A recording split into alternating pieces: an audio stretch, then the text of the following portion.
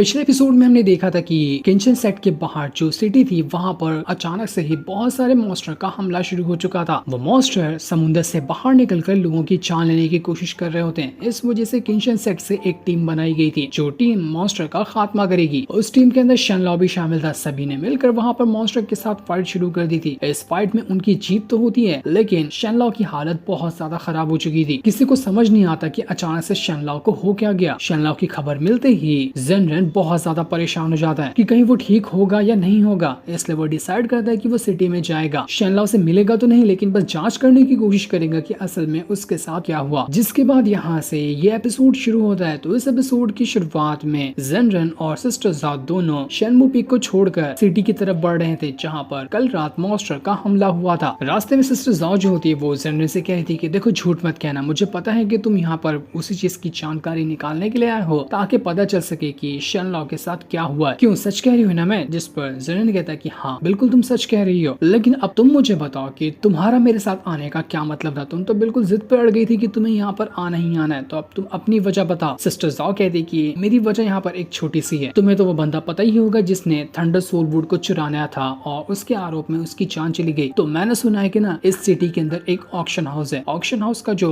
मालिक है वो उसी बंदे का पोता है। तो मैं सोच रही थी कि मैं यहाँ से ऑक्शन हाउस में जाऊँ, क्या पता हमें उस मालिक से बात करने के बाद कुछ पता चल जाए कि थंडर सोलवुड का मास्टर ज़ेन के हेवन में ना जाने से क्या कनेक्शन है। तो वही की जानकारी निकालने के लिए मैं यहाँ से ऑक्शन हाउस में जाना चाहती हूँ। सिस्टर ज़ाओ ये सारी बात बता ही रही थी कि तभी वहाँ पर जेनरेन जो होता है वो अपनी पावर का इस्तेमाल कर लेता है और पावर का इस्तेमाल करते हुए उसने समुद्र के अंदर ही अटैक कर दिया था जहाँ पर से वो मॉन्स्टर वगैरह निकले थे। जेनरेन का जो अटैक था वो समुद्र के अंदर जाते हुए सीधा उसी जो मॉन्स्टर का किंग था उसके सर के ऊपर जाकर लग जाता है, जिसका सर कटा हुआ था, लेकिन उसके सर के ऊपर एक अजीब सा होल बना हुआ था और उस होल के अंदर से किसी तरह की पावर बाहर निकल रही थी। जेनरेन ये देखकर थोड़ा सा हैरान रह जाता है। हमें बताया तो नहीं जाता कि इस पावर को देखकर जेनरेन को क्या समझ में आया, लेकिन उसे कुछ न कुछ तो समझ आया था कि आखिर शनलॉ के साथ यहाँ पर क्या हुआ होगा। वो सिस्टर ज़ाओ को कुछ बताता नहीं, उससे कहता है कि ठीक है, अगर तुम्हें ऑक्शन हाउस चलना है ना तो मैं भी तुम्हारे साथ चलता हूँ, तुम्हें कंपनी मिल जाएगी। इसके बाद वो दोनों सिटी के अंदर पहुंच जाते हैं जहाँ पर ऑक्शन हाउस मौजूद है, लेकिन सिटी के ऊपर एक फॉर्मेशन लगा हुआ है। सिटी के अंदर जिसको भी जाना होता है वो सबसे पहले एक इनविटेशन कार्ड दिखाता है सिपाहियों को, उसके बाद ही से अंदर जाने दिया जाता है। कोई भी जबरदस्ती अंदर नहीं घुस सकता। जिसके पास भी इनविटेशन कार्ड होता है उसकी सिपाही अच्छे से जांच करते हैं। इस चीज को देखकर जेनरेन और सिस्टर ज़ाओ दोनों परेशान हो जाते हैं कि हमारे पास तो कोई भी इनविटेशन कार्ड नहीं है, तो अब हम यहाँ से ऑक्शन हाउस के अंदर कैसे ही जाएंगे। जेनरेन कहता है मेरे पास एक अच्छा आइडिया, चलो हम अपनी स्वॉर्ड निकालते हैं, एक साथ सबको काटते हुए अंदर घुस जाएंगे। क्यों, क्या कहती हो, मेरा कैसा लगा ये प्लान? सिस्टर ज़ाओ तो उसकी बात सुनकर हैरान ही रह जाती है कि बाप रे, ये पागल हो गया कि सबको मारते हुए जाएंगे तो थोड़ी ना चलेगा, ये छोटा मोटा सेक्ट थोड़ी, हमें कुछ और प्लान सोचना पड़ेगा। तो वो दोनों यहाँ पर सोच में पड़ जाते हैं कि आखिर अंदर कैसे जाया जा सकता है। क्या नकली यहाँ पर इनविटेशन कार्ड नहीं बनाया जा सकता? लेकिन उन्हें ये भी पता चलता है कि नकली इनविटेशन कार्ड भी नहीं बनाया जा सकता, क्योंकि हर इनविटेशन कार्ड के अंदर जो बंदा अंदर आने वाला रहता है उसके 10 फिंगरप्रिंट लगे होते हैं। सिपाही फिंगरप्रिंट मैच करते हैं, उसके बाद ही उन्हें अंदर आने देते हैं। तो नकली इनविटेशन कार्ड बनाने के बाद भी वो फिंगरप्रिंट के टाइम पे फंस जाएंगे। वो दोनों परेशान थे कि लगता है अब यहाँ से रिटर्न जाना पड़ेगा, हमारे पास अंदर जाने का कोई दूसरा रास्ता ही नहीं बचा है। जेनरेन कहता है चलो जो होगा देखा जाएगा, चलो अपनी फ्लाइंग स्वॉर्ड पे खड़े होते हैं और डायरेक्ट अंदर घुस जाते हैं, देखते हैं कौन क्या ही उखाड़ सकता है। तभी वहाँ से कुछ इमॉर्टल वगैरह गुजर रहे थे जो कि सिटी के ही सेट के मेंबर है। वो लोग भी अपनी फ्लाइंग स्वॉर्ड से सवार होकर आए थे। तो इसी मौके का फायदा उठाते हुए सिस्टर ज़ाओ और जेनरेन भी अपनी स्वॉर्ड पे सवार होकर डायरेक्ट सिटी के अंदर घुस जाते हैं। सिपाही को थोड़ा बहुत शक भी होता है कि नहीं, यहाँ पर कोई ऐसा लग रहा है कि घुसपैठिया अंदर घुसा है, लेकिन बाकी सिपाही कहते हैं कि नहीं नहीं, जरा ध्यान से देखो, हमारे ही सेट के डिसाइपल वगैरह फ्लाइंग स्वॉर्ड से होते हुए आ रहे हैं। तो सिपाही लोग इस चीज पे उतना ध्यान भी नहीं देते और बड़ी आसानी के साथ जेनरेन और सिस्टर ज़ाओ अपनी फ्लाइंग स्वॉर्ड पे सवार होकर सिटी के अंदर पहुंच चुके थे। किस्मत यहाँ पर उनका साथ दे दी थी। इसके बाद वो दोनों आगे बढ़ते हुए उस ऑक्शन हाउस के पास आकर पहुंच चुके थे, जो कि बहुत ही बड़ा ऑक्शन हाउस होता है और इसी का मालिक है उस बंदे का पोता जो थंडर सोलवुड को चुराने के आरोप में मर गया था। उन दोनों को यहाँ पर उसी मालिक से बात करनी थी, लेकिन वो दोनों ऑक्शन हाउस के अंदर घुसे ही क्या थे कि वहाँ पर एक एल्डर आ जाता है जो कि ऑक्शन हाउस को कराता है। वो उन दोनों को रोकते हुए कहता है कि मेहमान, अगर आपके पास इनविटेशन कार्ड है ना ऑक्शन हाउस के अंदर आने का तो वो दिखा दीजिए, उसके बाद मैं आपको अंदर आने दूंगा, क्योंकि यहाँ पर जिनके पास कार्ड होता है वही अंदर आ सकते हैं। जेनरेन और सिस्टर ज़ाओ फिर से परेशान कि यार सिटी के अंदर घुसने के लिए भी कार्ड लगता है और ऑक्शन हाउस के अंदर भी घुसने के लिए कार्ड लगता है, दोनों कार्ड हमारे पास नहीं है, अब हम यहाँ पर क्या करेंगे? हमारा प्लान तो पूरा चौपट हो गया। जेनरेन के पास एक सोने से बना हुआ जेड था, तो वो जेड निकाल कर उस एल्डर को दे रहा होता है कि आप इसको रख लो। वो एल्डर कहता है कि ये जेड बहुत ही ज्यादा कीमती है और काफी अच्छा भी है, इसको मैं ले तो सकता हूँ लेकिन मैं नहीं लूंगा क्योंकि ये रूल के खिलाफ हो जाएगा। माफ करना, आपको अपना कार्ड दिखाना पड़ेगा, कार्ड नहीं है तो आप दोनों यहाँ से रिटर्न जा सकते हैं। प्लान फेल होता देखकर दोनों फिर से परेशान हो जाते कि अब करे तो करे क्या। सिस्टर जाओ के पास भी कुछ ऐसा नहीं था जिसे देखकर वो अंदर जा सकती है। तब जनरन अपने पास से एक हेवनली पिल को बाहर निकालता है जो कि बहुत ज्यादा हाई लेवल की पिल होती है। उसको देखकर तो एडर की आंखें फटी की फटी रह जाती है। वो यकीन नहीं कर पा रहा था कि हेवन लेवल की पिल यहाँ पर कैसे आई। वो फट से जनरन से वो पिल लेता है और डब्बे में भरकर डाल देता है और जनरन सिस्टर जाओ से कहते हैं कि आइए आइए, आपका वेलकम है, आप बिल्कुल अंदर आ सकते हैं। थोड़ी सी हाई लेवल की पिल क्या इसके हाथ में पड़ी, इसने तो फट से अपने रंग ही बदल दिए। वो उनको रिस्पेक्ट देकर अंदर बुलाने लग गया था। सिस्टर जाओ एकदम हैरान कि ये हेवन लेवल की पिल जनरन के पास कैसे आए। इसने शेनमू पीक के अंदर से तो इसको नहीं लिया क्योंकि शेनमू पीक के अंदर भी ऐसी पिल नहीं थी। यहाँ से बहुत दूर एक स्पिरिचुअल माउंटेन है, वहाँ के हर्ब से ये हेवन लेवल की पिल बनाई जा सकती है। तो इसका मतलब जनरन ने खुद ये पिल बनाया, क्या ऐसा कैसे हो सकता है। वो यही बात को सोचते सोचते ऑक्शन हाउस के अंदर आ चुकी थी, जहाँ जितने भी लोग ऑक्शन खेलने के लिए आए हुए थे सभी को एक एक अलग अलग कमरा दिया जाता है। वहीं पर बैठ कर उन लोगों को बोली लगानी है जो भी सामान बिकने के लिए यहाँ पर आएगा। सिस्टर जाओ यहाँ पर जनरन से कहती है कि हमें यहाँ पर ना कुछ गलत कदम नहीं उठाना है। हम यहाँ पर इस ऑक्शन हाउस का जो मालिक है ना उसको वार्न नहीं कर सकते कि हम यहाँ पर उससे क्या पूछने के लिए, वरना हो सकता है कि वो यहाँ से पहले तो हमें सारी चीजें ऑब्जर्व करनी है ताकि हमें कोई ना कोई क्लू मिल जाए जिससे हम पता कर पाएंगे कि मास्टर ज़ेन हेवन में क्यों नहीं जा पाए थे। और इस बात का भी ख्याल रखना है कि किसी को हमारे पर शक ना हो कि हम किस प्लान से यहाँ पर आए हैं। इसके बाद जैसे ही ऑक्शन शुरू होता है वहाँ पर किसी तरह के हर्ब को लाया गया था। वो हर्ब का रिफ्लेक्शन जितने भी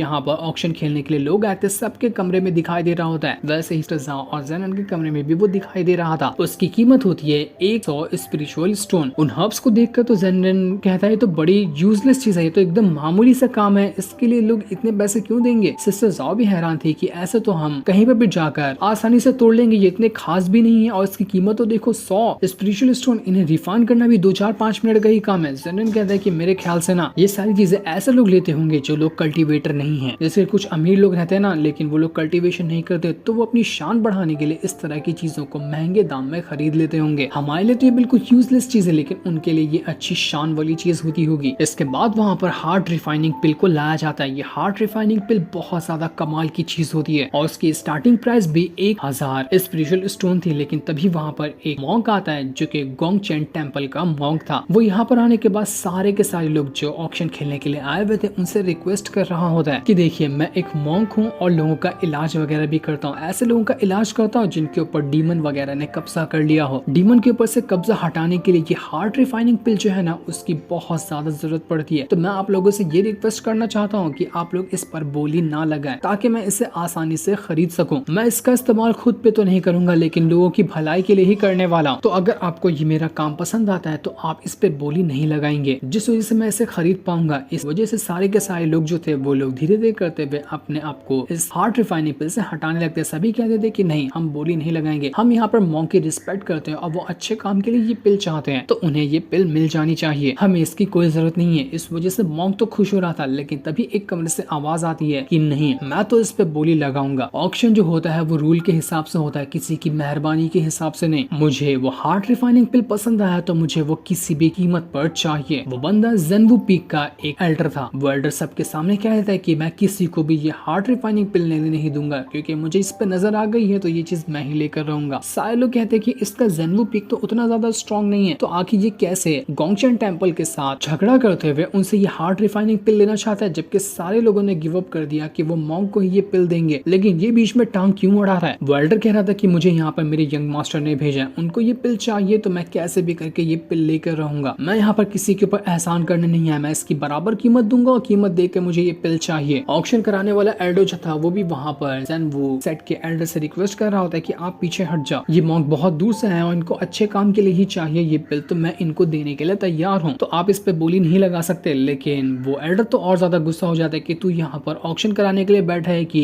चैरिटी करने के लिए बैठा हुआ है। तुझे ऑक्शन कराना है तो इज्जत से ऑक्शन करा, मैं पैसे दे रहा हूँ, मुझे ये पिल चाहिए। ये सुनकर तो ऑक्शन कराने वाला एल्डर भी गुस्सा हो गया था कि इसको बात करने की तमीज नहीं है, आखिर कैसे बात करता है ये। तो वही कमरे के अंदर जब ज़ेनरन ने हार्ट रिफाइनिंग पिल का नाम सुना था तो उसे एक चीज याद आती है। वो कहता है कि मेरे ख्याल से ना मास्टर ज़ेन जब हेवन में जा रहे थे तो तुम्हें पता है वहाँ पर एक बहुत ही हाई लेवल का फॉर्मेशन बना था, वही फॉर्मेशन उन्हें वहाँ से हेवन में भेजता। लेकिन जहाँ तक कि मुझे लगता है ना कि वो फॉर्मेशन को बनाने में बहुत सारे मटेरियल लगते हैं। उनमें से एक मटेरियल ये भी है कि उसमें हार्ट रिफाइनिंग पिल भी लगता है, लेकिन उसमें थंडर सोल वुड नहीं लगता। इसी तरह के हार्ट रिफाइनिंग पिल हो गए और ऐसे ही मटेरियल लगते हैं, इनकी मदद से ही वो फॉर्मेशन बनाया जाता है। वो फॉर्मेशन भी मास्टर ज़ेन अकेले नहीं बना सकते थे, उसमें पूरी सेट की जरूरत पड़ती है। पूरा सेट मिलता है तो वहाँ पर वो फॉर्मेशन रेडी होता है। मेरा ख्याल ये जा रहा है कि किंशन सेट का ऐसा कोई बंदा होगा या कोई एल्डर होगा जिसने फॉर्मेशन बनाने के टाइम कुछ ना कुछ मटेरियल उसमें से कम कर दिए, ताकि वो फॉर्मेशन ना पूरी तरह से रेडी ना हो। वो फॉर्मेशन जब पूरा रेडी नहीं होगा तो 100% बात तय है कि जब मास्टर ज़ेन हेवन में जाने की कोशिश करेगा तो वो उसको हेवन में नहीं भेजेगी, बल्कि फॉर्मेशन खराब होने की वजह से वो उसकी जान तक ले सकती है। ये सुनकर सिस्टर ज़ाओ भी हैरान रह जाती है कि ऐसा कौन हो सकता है किंशन सेट के अंदर जो मास्टर ज़ेन का इतना बड़ा दुश्मन हो। आखिर वो ऐसा कैसे कर सकता है? मास्टर ज़ेन ने 3000 साल तक की मेहनत की थी हेवन में जाने के लिए, और उनकी मेहनत को ऐसे ही बर्बाद किसने कर दिया होगा? एक बार मुझे वो इंसान मिल जाए जिसने फॉर्मेशन में कुछ छेड़खानी की थी तो मैं उसको जिंदा नहीं छोड़ूंगी। और हाँ, ये तो तुम बात कह रहे हो ना कि फॉर्मेशन में कुछ गड़बड़ होगी, उस चीज पे मुझे डाउट पहले भी लगा था, क्योंकि जब मास्टर ज़ेन हेवन में जाने वाले थे और उनका फॉर्मेशन खत्म हुआ था तो मैं सबसे पहले वहां पर गई थी ये देखने की वो उस हेवन में सही से पहुंचे भी या फिर नहीं। लेकिन जब तक मैं वहां पर पहुंची, वहां पर से हर एक चीज को खत्म कर दिया गया था। कोई नामो निशान नहीं था कि यहाँ पर फॉर्मेशन बना भी है या फिर नहीं है। मानो कि कोई ऐसी चीज वहां पर थी जिसको फट से छुपा दिया गया और ऐसे ही उसको मिटाया गया ताकि किसी को पता ही ना चल सके। मुझे वहां पर कोई सबूत ही नहीं मिला। उसी टाइम मुझे शक हुआ था कि यहाँ पर कुछ न कुछ तो ऐसा हुआ है जिसको छुपाया गया ताकि दुनिया की नजरों में ये बात ना आए। तो तुम्हारा शक भी मुझे बिल्कुल सही लग रहा है कि कोई ना कोई ऐसा था जो नहीं चाहता था कि मास्टर ज़ेन हेवन में जाए। हमें उस इंसान का पता लगाना है। ज़ेनर कहता है कि ठीक है, तो हमें यहाँ पर ना अब और ज्यादा रुकने की कोई जरूरत भी नहीं है, क्योंकि हमें पता है कि थंडर सोल वुड से वो फॉर्मेशन को कोई नुकसान नहीं हुआ। तो हम यहाँ पर उस बंदे के पोते से बात करके भी कोई मतलब नहीं निकाल पाएंगे, तो हमें यहाँ से चलना चाहिए। लेकिन हाँ, जाने से पहले मेरा एक छोटा सा काम है, उसको करके जाता हूँ। इसके बाद ज़ेनर वहाँ पर अपने पास उसके एक हाई लेवल का डिवाइन ग्रास था, वो कीमत लगा देता है और सभी से कहता है कि मैं इस हार्ट रिफाइनिंग पिल के बदले ये डिवाइन ग्रास देना चाहता हूँ। ये सुनकर सारे लोगों की बोलती बंद हो जाती, क्योंकि डिवाइन ग्रास की जो पावर है वो हार्ट रिफाइनिंग पिल से भी ज्यादा है। सब लोग अपने कदम पीछे रख लेते हैं, क्योंकि किसी के पास डिवाइन ग्रास से बढ़कर कोई चीज थी ही नहीं जिसके बदले वो हार्ट रिफाइनिंग पिल को ले पाएंगे। ज़ेन वू सेट का जो एल्डर था वो बहुत ज्यादा गुस्सा हो जाता है कि ज़ेनर ने ये ठीक नहीं किया। उसने मुझसे हार्ट रिफाइनिंग पिल तो ऑक्शन में खरीद लिया, लेकिन ऑक्शन के बाहर मैं उसकी जान देकर से वो हार्ट रिफाइनिंग पिल ले लूंगा। इसके बाद ज़ेनर बड़ी आसानी के साथ वो हार्ट रिफाइनिंग पिल को खरीद लेता है। ऑक्शन कराने वाला एल्डर उसको लाकर वो पिल का बॉक्स दे देता है, जिसे लेकर ज़ेनर और सिस्टर ज़ाओ दोनों वहां से निकल जाते हैं। उनको अब बस वो पता करना था कि आखिर किसने किंशन सेट के पीक मास्टर ने यहाँ पर गड़बड़ी की फॉर्मेशन बनाते टाइम, जिसकी वजह से मास्टर ज़ेन हेवन में नहीं जा पाए। एक हिसाब से ज़ेनर करीब पहुंचते जा रहा था उस चीज के, ताकि उसको पता चल सके कि पिछली लाइफ वाले मास्टर ज़ेन को मारने के पीछे किसका हाथ था। उसकी 3000 साल की मेहनत बर्बाद हुई है, वो उस इंसान को तो नहीं छोड़ेगा जिसने भी उसको मारने की प्लानिंग की थी। अब ज़ेनर और सिस्टर ज़ाओ जैसे ही ऑक्शन हाउस के बाहर आए थे, वहाँ पर वो एल्डर अपने सारे साथियों के साथ उन दोनों को घेर लेता है ताकि उनको मारकर उनसे वो हार्ट रिफाइनिंग पिल को छीन सके। सिस्टर ज़ाओ वहाँ पर कहती है कि अगर यहाँ पर खड़ा हर एक इंसान मरना नहीं चाहता है तो अपने कदम पीछे कर लो, वरना यहाँ पर एक एक की लाशें बिछा दी जाएगी। ये सुनकर थोड़े लोग घबरा भी जाते हैं, लेकिन वो एल्डर कहता है कि बच्ची ज्यादा हवा में उछल रही हो क्या? देखो, मैं तुम्हें एक ऑफर देता हूँ, इज्जत से वो हार्ट रिफाइनिंग बिल हमारे हवाले कर दो, हम तुम्हें जिंदा छोड़ देंगे, वरना तुम दोनों को मरना होगा। इसके बाद वो अपने सारे सिपाहियों से कह देता है कि सिपाहियों, तलवार तैयार रखो, हम सब मिलकर इन दोनों को यहाँ पर काट डालेंगे। वो एल्डर भी पूरे एटीट्यूड के साथ अपनी मियान के अंदर से तलवार को निकालने की कोशिश कर रहा था, लेकिन सिस्टर ज़ाओ को तो यहाँ पर कोई फर्क ही नहीं पड़ता। वो बिंदास एकदम शांति के साथ वहाँ पर खड़ी हुई थी और शांति से खड़े होकर वो अपने मास्टर ज़ेन की जो स्वॉर्ड थी उसको बाहर निकाल ली थी। उसकी मदद से उसने बिजली की रफ्तार के साथ एक एक करते हुए जितने भी सिपाही थे एल्डर के, सभी को कुछ मिली सेकेंड वहाँ पर मार कर मौत के घाट उतार दिया था। सब के सब कुछ मिली सेकेंड के अंदर ही मर चुके थे। जब यहाँ पर सारे सिपाही मर जाते, सब कुछ खेल खत्म हो गया था, तब जाकर वो एल्डर अपनी मियान से तलवार बाहर निकालता है। उसको इतना टाइम लग गया था जब तक कि सबका सब खेल ही खत्म हो गया। वो हैरान रह जाता है कि अरे क्या हुआ, मेरे सिपाही कैसे मर गए इतनी जल्दी? ये फ्लैश की बहन है क्या? इसको क्या हो गया? ये इतनी फास्ट तलवार कैसे चला सकती है? उसकी फटकर हाथ में आ गई थी, तो वो वहां से अपनी जान बचाकर भागने की कोशिश करता है कि भाई गलत इंसान से पाला पड़ गया। सिस्टर ज़ाओ जो होती है वो ज़ेनर से कहती है कि ज़ेनर, क्या तुम यहाँ पर इसको मारना चाहोगे? सिपाहियों को तो मैंने मार दिया, एल्डर को जरा तुम तो मारो। ज़ेनर कहता है कि अरे मैंने बहुत दिनों से किसी की जान नहीं ली, तो थोड़ा मन नहीं कर रहा है किसी को मारने का, अस्कत लग रही है मुझे। सिस्टर ज़ाओ कहती है कि अच्छा, इतने दिन से किसी की जान नहीं ली, उस टाइम किसने मारा था जब वो पीक मास्टर मुझे मारने की कोशिश कर रहा था तो तुमने एक ही स्लैश के अंदर उस पीक मास्टर की जान ले ली थी। जेनन कहता कि अच्छा तो तुम्हें याद है, मुझे लगा था तुम भूल गई होगी। चलो जाओ तुम इसको मार दो, बाद में कोई अच्छा और ताकतवर दुश्मन आएगा ना तब मुझे बताना, उसको मैं मारूंगा। ये तो बच्चे लोग हैं, इनके साथ फाइट करके मजा भी नहीं आएगा। जिस पर सिस्टर जाओ कहती है जैसे तुम्हारी मर्जी। इतना कहने के बाद वो जैसे अपनी स्वॉर्ड को चलाती है कि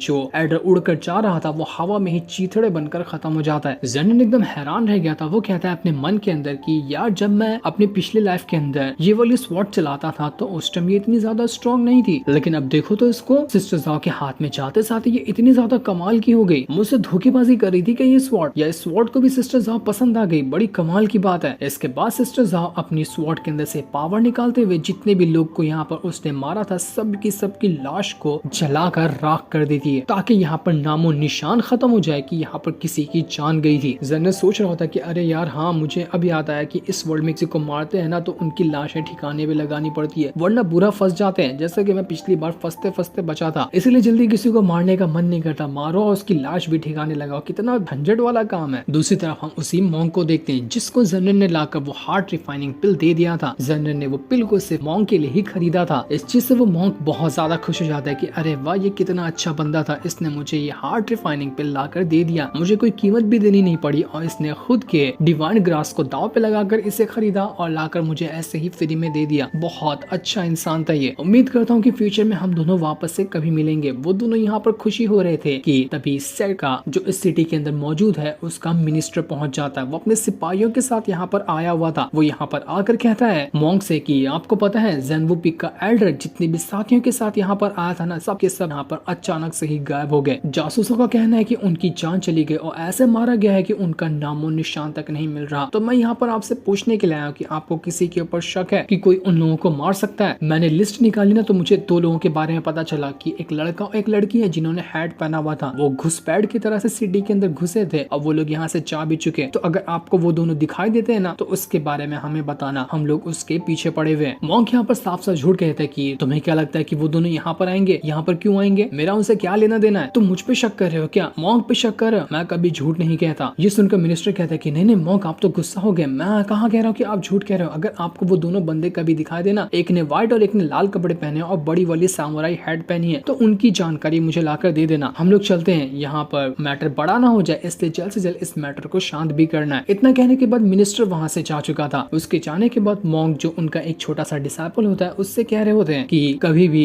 भलाई के लिए झूठ बोलना पड़े ना तो थोड़ा बहुत झूठ चल भी जाता है। तो किसी के सामने मुंह मत खोलना कि वो दोनों यहाँ पर आए थे और उन्होंने हमें हार्ट रिफाइनिंग पिल दी है। उम्मीद है कि तुम मेरी बात को समझ गए होगे। क्यों समझ गए ना? जिस पर वो डिसाइपल कहता है कि जी मास्टर मैं बिल्कुल समझ गया, मैं किसी के सामने नहीं बताऊंगा कि वो दोनों यहाँ पर आए थे। इसके बाद वो मॉन्क उस डिसाइपल को लेकर प्रैक्टिस करवाने के लिए अंदर टेंपल के चले जाते हैं। जो सीन दिखाते ही ये एपिसोड यहीं पर एंड हो जाता है। Thanks for